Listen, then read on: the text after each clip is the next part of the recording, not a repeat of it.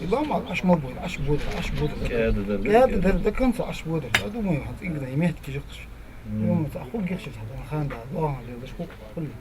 Ок, бела, були. Тыркал я, да? Я титра, хули думаю.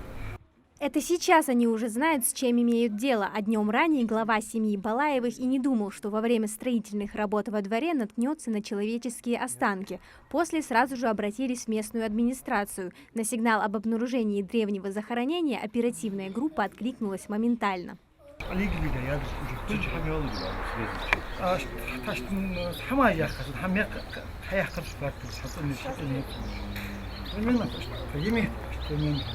Первым обнаружили череп, который при вывозе мусора был потерян. Копая уже вручную, нашли пуговицу, а затем и сами кости. Насколько я понимаю, эти кости одного человека, получается. А эти кости, скелет, который лежал недалеко от этой могилы. Ну или просто захоронили, не знаю так. Вот. Но там мы не все кости нашли, там только часть скелета. Возможно, там до сих пор какая-то часть до сих пор в земле находится.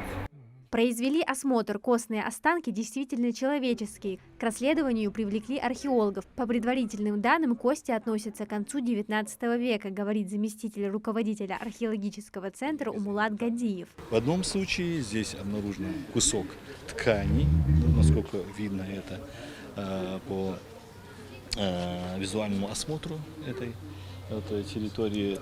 Вот в этом погребении, в дальнем от нас, там обнаружен фрагмент гвозди, да, что предположительно говорит о том, что здесь могла быть деревянная погребальная конструкция.